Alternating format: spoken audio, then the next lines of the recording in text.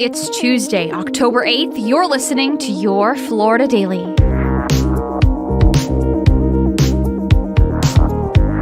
I'm Katrina Scales. Today is the day, Florida, to make your final storm preparations. Hurricane Milton grew to a strong Category 5 hurricane yesterday before losing some wind strength overnight.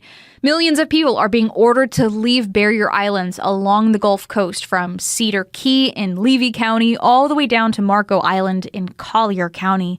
Governor Ron DeSantis briefed the public this morning on the storm's possible impacts and the overwhelming demand for gas around the state. We will have, before landfall, 8,000 National Guard for the state of Florida that will be activated. We have already on hand 34 different search and rescue aircraft. We've never had this many resources prior to a storm. Linemen and power restoration resources are being marshaled in advance of the storm, as is our standard practice. We now have in excess of 37,000 linemen that are either in or en route to the state of Florida. As most people know, Hurricane Helene left a lot of damage in some of our neighboring states, and there have been a lot of linemen surged into those states still working on major power restoration. So some of these linemen are coming into Florida from as far away as California. We have been dispatching fuel over the past 24 hours as gas stations have run out.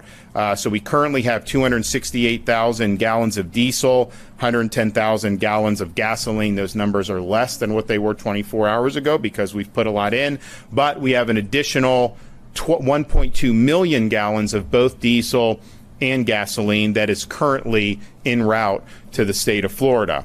Once Milton makes landfall on Wednesday night, the storm is forecast to rip across central Florida and eventually exit off the East Coast, possibly through Volusia County.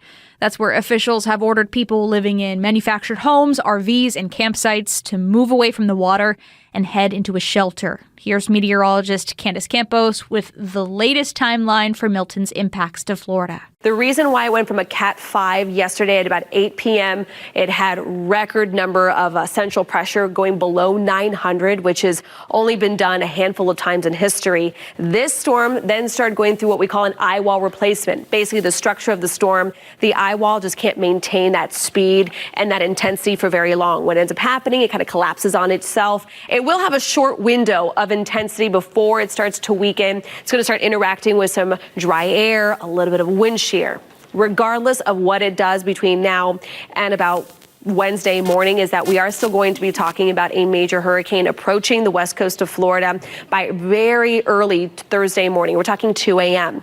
So what the concern lies now is that the core, that critical time where the strongest of the winds will be crossing our local area here in central Florida in the middle of the night. So if there's one silver lining we can talk about right now, it's the weather coming after the storm. By Monday, high temperatures are looking like the mid-80s. So conditions for the cleanup and recovery shaping up to be a bit more favorable for working outside.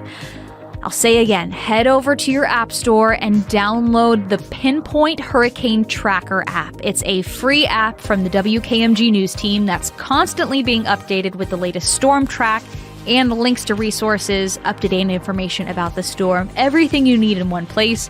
Just search WKMG in your app store. You can also head over to clickorlando.com for answers to your biggest questions concerning Hurricane Milton. Your Florida Daily is produced by News 6, WKMG in Orlando. I'm Katrina Scales.